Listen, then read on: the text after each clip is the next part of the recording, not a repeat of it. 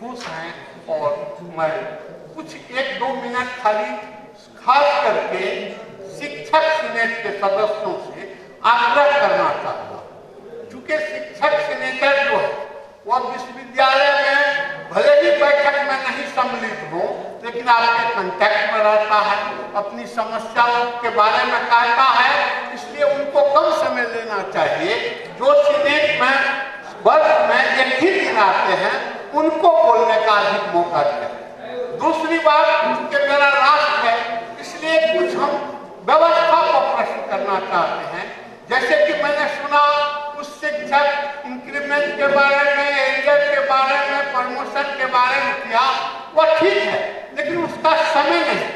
धन्यवाद ज्ञापन छोटे छोटे शब्दों में आधा घंटा में खत्म हो जाना चाहिए। और बजट जब प्रस्ताव आता है, कार्यावली जो है उस कार्यावली पर इसको प्रश्न उठाना चाहिए। किस कार्यावली में कमी है तो वह एक सिस्टमेटिक तरीके से होता।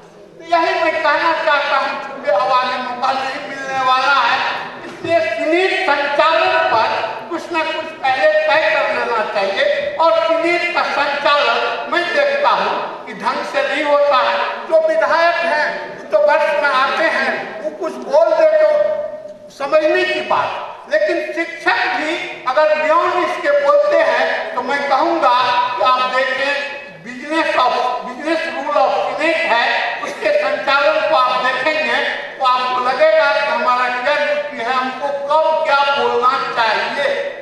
तो इसी के लिए हम धन्यवाद देने के लिए नहीं उठे हैं, क्योंकि जितने लोग ने धन्यवाद दिया है उससे मैं काफी खुश हूँ, प्रसन्न हूँ कि आप जैसा किए हैं उसका लाभ पूरे सदन को मिला है, हमको मिला है। इसलिए मैं पुनः सीनेट के सदस्यों को धन्यवाद देना चाहता हूँ कि आपने समझा।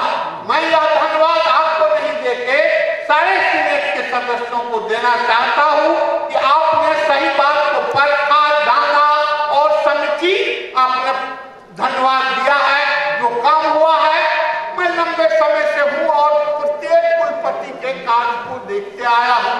यह विश्वविद्यालय बहुत झंझावटों को झेला है, बहुत सारी बदनामी हुई है, बहुत कुलपतियों ने यहाँ काम करने का प्रयास हुआ, कुछ नहीं कर पाए।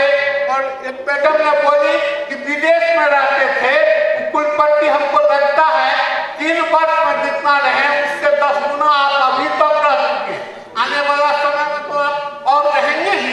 सबसे बड़ी बात आपकी है कि आप इतना समय छुट्टी के दिन भी देते हैं, यह एक बड़ी बात है। कार्य जो हुआ उनकी बात करना बेकार है, इसलिए मैं खाली एक लाइन यह देना चाहता हूँ। विसद के सदस्य हैं प्रोफेसर परमानंद बाबू, मैं 2 मिनट से मैं मात्र लूंगा और सारी जो समस्याएं माननीय सीनेट के मेंबरों द्वारा उठाया गया, मैं सिर्फ 2 मिनट में उसका जवाब देना चाहूँगा, उसके बाद आगे कार्रवाई शुरू हो जाएगी। लेकिन बोलने के पहले हमारे कई इस सीनेट के सदस्य हैं जो कि विधान पार्षद के भी सदस्य हैं, माननीय विधायक महोदय भी हैं, लेकिन कुछ ऐसी मीटिंग या कुछ इस तरह का कार्यक्रम चल रहा है कि लोगों ने कहा कि सर आप आगे बढ़ाकर रखते इस मीटिंग को तो हम लोग आते, लेकिन काफ़ी देर हो गया है क्योंकि यह मीटिंग रखने के लिए महामहिम का परमिशन लेना होता है, 35 दिन पहले खबर देना पड़ता है, ये सब समस्या थी। नहीं तो सिंडिकेट की मीटिंग होती तो हम जरूर आगे बढ़ा देते। फिर भी इन लोगों ने हमारे बीच में विधायक महोदय नीरज जी जो छतापुर से हैं, और मैं खास करके विधान पार्षद जो नूतन जी हैं और हमारे किशोर बाबू जो विधायक महोदय हैं, इन तीनों का हम हृदय से आभार प्रकट करते हैं कि इतनी व्यस्तता के बावजूद भी आपने यहाँ समय दिया, इसके लिए आप तीनों को बहुत बहुत धन्यवाद। अभी सीनेट के मान्य सदस्यों के द्वारा कई प्रश्न उठाए गए, उसमें पहला जो सबसे इम्पोर्टेंट मुद्दा था जो माननीय लोगों से उठाया गया कि बजट में कुछ गड़बड़ियाँ थी। इनफैक्ट बजट के बारे में तब बातें आनी चाहिए थी जब बजट पढ़ा जाए।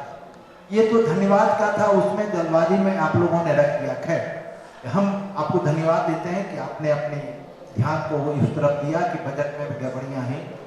मैं आपको आश्वस्त करता हूँ पूरे सदस्यों को जिन लोगों ने प्रश्न कई उठाए, आप कृपया लिख कर मुझे दे दें कि कहाँ कहाँ गड़बड़ियाँ हैं और गड़बड़ियों को ठीक करने के लिए ही सीनेट का मीटिंग बुलाया जाता है, बजट सेशन होता है उसी गड़बड़ी को ठीक करने के लिए, चाहे विधानसभा में हो चाहे कहीं पर भी हो, हर एक जगहों पर जब चर्चा होती है तो फिर उससे सुधार किया जाता है। इसलिए आप लोगों को आश्वस्त करते हैं कि जिन लोगों की जो बातें उठाई गई, जो त्रुटियां दर्शाई गई हैं, उसको कृपया लिख कर मुझे दे देंगे और मैं आपको फिर से पुनः आपको जो आश्वस्त करता हूँ कि बिल्कुल वो सुधार होगा। गलती बजट नहीं जाएगा, उसमें सुधार होगा और गलतियों का ही सुधार होता है। ऐसा कोई दुनिया में व्यक्ति नहीं है कि वह गलती नहीं करता है, गलतियां होती हैं और जो सुधार, इसीलिए कहा गया है निंदक नियरे राखिए आंगन कुटी छवार, बिन पानी साबुन बिना निर्मल हुए सुहार। इसलिए हम आपका सम्मान करते हैं, हम आदर करते हैं कि आप लोगों ने ये सब बिंदु उठाया। अगर नहीं उठाते तो हम शुद्ध कर भी नहीं सकते, करेक्शन कर भी नहीं पाते। नरेश बाबू ने बहुत मूल चीजों को उन्होंने छुआ। ये भी पता आपको बता दें कि जब पूर्णिया यूनिवर्सिटी का विभाजन हो रहा था, I was the vice chancellor who raised the question, और उन्होंने कहा था कि 1 करोड़ रुपए आपको देना है पूर्णिया। हमने माननीय अभिसद के सदस्यों के अनुमोदन उपरांत वह 1 करोड़ रुपया मैंने उन्हें भेज दिया। लेकिन जब मेरी बातें हो रही थी प्रधान सचिव से, तो हमने कहा कि हम इस हालत में नहीं है कि हम 1 करोड़ रुपया दे सकते हैं। तो उन्होंने पूछा क्यों नहीं दे सकते हैं, जबकि मगध बोल रहा है कि हम 5 करोड़ देंगे। हम के इसलिए हम नहीं दे सकते हैं कि जब से विश्वविद्यालय स्थापित हुआ है और 85 कर्मचारी आज तक जो है उनका सामंजस्य नहीं हो पाया है और उनका जो भुगतान हो रहा है विश्वविद्यालय के आंतरिक स्रोत से ही आज 25 साल से हो रहा है, इसलिए विश्वविद्यालय को कोई भी आंतरिक स्रोत नहीं है कि हम पूर्णिया को 1 करोड़ दें। तो उन्होंने कहा कि आपको कितना पैसा चाहिए बताइए। हम कहे हमको चाहिए 5 करोड़, तब हम 1 करोड़ देंगे। अब मेरी रिश्ता कहिए या जो कहिए, हमने स्पष्ट कहा हमको चाहिए, तो अदरवाइज हम नहीं दे पाए।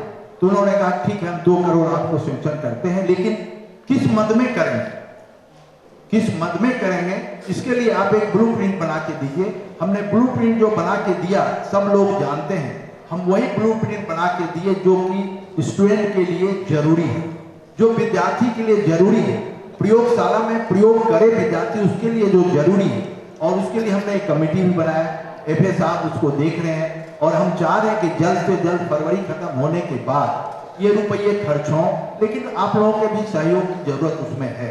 और अगर आप सहयोग करेंगे तो हम समझते हैं कि हम तो बिल्कुल ओपन हैंड दिए हैं सभी को कि आप जो चाहिए करिए, लेकिन विधि सम्मत हमको देखने की जरूरत नहीं है। आप फाइल मेरे पास लाइए, हम दस्तखत करते हैं। क्योंकि जब हम विकास की बात सोचते हैं तो हम ये नहीं सोचते हैं कि हम किस रास्ते पर चलें कि हम कहीं जेल चले जाएंगे और कुछ हो, ये हम नहीं सोचते। हम सिर्फ सोचते हैं कि विकास हो। अभी नूतन जी ने कुछ प्रश्न उठाया कथनी और करनी। मैं एक चीज बता दूं पहले, उन्होंने बड़ी अच्छी बात कही कि कोई भी भोजन तभी स्वादिष्ट होता है जबकि उसमें मिर्च और मसाला मिलाया जाता है। तो मैडम ने बहुत अच्छा मसाला मिलाया और सीनेट का यह जो मीटिंग है हम समझते हैं बहुत सफल हुआ कि बिना उसके स्वादिष्ट तो हो ही नहीं सकता। आप कह रहे हैं कथनी करनी, आपने बहुत सही किया, हम स्वागत करते हैं। आपने सही प्रश्न उठाया और पिछले 1.5 साल से लगातार मेरे मन में यही प्रश्न उठ रहा है कि लड़के को कैसे हम जो है कोचिंग से क्लासरूम में लाए। और यह प्रयास हम एक जगह नहीं हर एक जगह करते हैं और जब भी बोलते हैं तो यही बात बोलते हैं। यहाँ के शिक्षक वृंद कुछ आप कहते हैं कि सर तो वही घिसा पिटा हमेशा वही चलाते हैं। हमको एक ही काम है, हम विद्यार्थी को जिस दिन क्लासरूम में ले आए हम समझेंगे कि मेरा BN मंडल यूनिवर्सिटी में 3 साल सफल हुआ। और आश्चर्य की बात है नूतन जी, आपको बता दें, बच्चे टेलीफोन करते हैं कि हम स्ट्राइक कर देंगे, हम तोड़ देंगे, जला देंगे, ये कर देंगे, और जबकि हम खुला बिल्कुल टेलीफोन रखते हैं। और हमने कहा था कि जिस दिन क्लास नहीं हो क्लासरूम में आप जाओ, नहीं क्लास होता है तो हमको टेलीफोन करो। लेकिन आपको हम सही बता रहे हैं कि इस 1.5 साल के दरमियान में एक बार भी किसी स्टूडेंट का यह टेलीफोन नहीं आया है कि हम क्लास में बैठे हुए हैं और जो है टीचर हमको नहीं पढ़ा। हम लोगों ने औचक निरीक्षण शुरू किया और कई महाविद्यालय का औचक निरीक्षण किया और आज के तारीख में हम बिल्कुल सही बता रहे हैं। आप शिक्षक आते हैं अपने रूटीन के अनुसार, अभी भी लड़के क्लास में नहीं आ रहे हैं। यह सही बात है, बहुत सारे रूम नहीं खुलते हैं। टीचर प्रधानाचार्य विकास के कार्य में लगे हुए हैं, इसलिए कि राजभवन का आदेश है कि नेक करवाना जरूरी है। और नेट जब तक आप नहीं कराएंगे तो किसी विश्वविद्यालय का या किसी भी कॉलेज का राष्ट्रीय स्तर पर उसका भी सूचीबद्ध नहीं हो पाए। तो हम लोग प्रयास कर रहे हैं और सवाल उठता है कि कोशिश करने से ही सफलता मिलती है। कोशिश है और आप लोगों का सहयोग रहेगा तो हमें लगता है कि 1-1.5 साल में बहुत हद तक सुधार हो जाएगा। नॉर्थ कैंपस में लड़कों की संख्या बढ़ी, शिक्षक जाते हैं, क्लास होने लगे, प्रैक्टिकल की व्यवस्था भी की जा रही है और हम उम्मीद करते हैं कि सेशन जब नियमित हो जाएगा तो सारे लड़के आना शुरू करेंगे। और कहीं पर भी ऐसा नहीं होता है 100% बच्चे आते हैं, लेकिन हम तो यहाँ उम्मीद सिर्फ इतना ही कर रहे हैं हमारे 30 से 40% विद्यार्थी क्लासरूम में आए तो हम समझेंगे कि सफल होगा। समय का अभाव है, एक एक करके प्रश्न का जवाब हम नहीं दे सकेंगे अभी, लेकिन हम इतना अनुरोध जरूर करते हैं माननीय अधिसद के सदस्यों से कि आपने जो भी प्रश्न उठाया उसे लिखित मुझे दे दें और आपको हम विश्वास दिलाते हैं कि उसका तुरंत उस पर कार्रवाई होगी। और पहले भी हम बोल चुके हैं, तो वैसे अगर नहीं रहता ऑन द स्पॉट की बात होती तो हम बाहर में जब भी हम लोग रहते हैं रूम में उसमें कोशिश करते हैं एफओ को बुला के पेज नंबर निकाल के उसका हम करेक्शन कर देते, लेकिन आपको विश्वास दिलाते हैं आप लिख के दें और उसका जरूर करेक्शन होगा और तभी हम बजट को भेजेंगे। विपिन बाबू आप तो माननीय सदस्य भी हैं हमारे पे फिक्सेशन कमेटी के, आप तो कभी भी प्रश्न को उठा सकते हैं और कभी भी कह सकते हैं बिना सीनेट में कहीं आप तो अधिकृत हैं कि आप वैसे भी लिख के दे सकते हैं कि फिक्सेशन में ये सब गड़बड़ियाँ हुई। फिर भी आपका स्वागत है, आपने भी प्रश्न उठाया ये और हम पुनः विश्वास दिलाते हैं कि जो भी गड़बड़ियाँ हुई हैं बजट में उसमें सभी सुधार हम करेंगे और तभी हम सरकार के पास भेजेंगे। जबकि हमको पहले भेजना चाहिए था, पहले सीनेट की मीटिंग करनी चाहिए थी, लेकिन हमको लगा कि सबसे जरूरी हमको है कन्वोकेशन करना। 27 साल विश्वविद्यालय का हो गया और दूसरा कन्वोकेशन हो रहा है। क्या यह सराहनीय काम तो है, लेकिन साथ साथ ये भी हम कहना चाहेंगे आखिर क्यों हर एक विश्वविद्यालय में जो है 40वां हो रहा है, 50वां हो रहा है, 60वां हो रहा है, इस विश्वविद्यालय में क्यों दूसरी बार जो हो रहा है। खैर आप लोगों के सहयोग से वह भी सब संपन्न हो गया, इसलिए सीनेट की मीटिंग में थोड़ी देर हुई, अन्यथा इसको हम पहले ही कर लेते।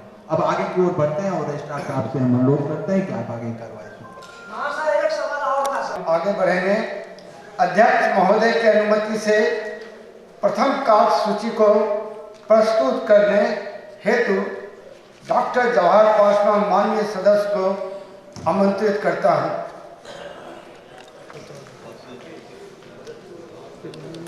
अधिसद के 19वें अधिवेशन के सम्मानित अध्यक्ष माननीय कुलपति महोदय, प्रति कुलपति महोदय, कुलसचिव महोदय, अधिसद के सभी माननीय सदस्यगण, लोकतंत्र के चौथे स्तंभ, मीडिया के प्रतिनिधिगण, मैं आज इस ऐतिहासिक अवसर पर आप सभी का हार्दिक स्वागत करता हूं।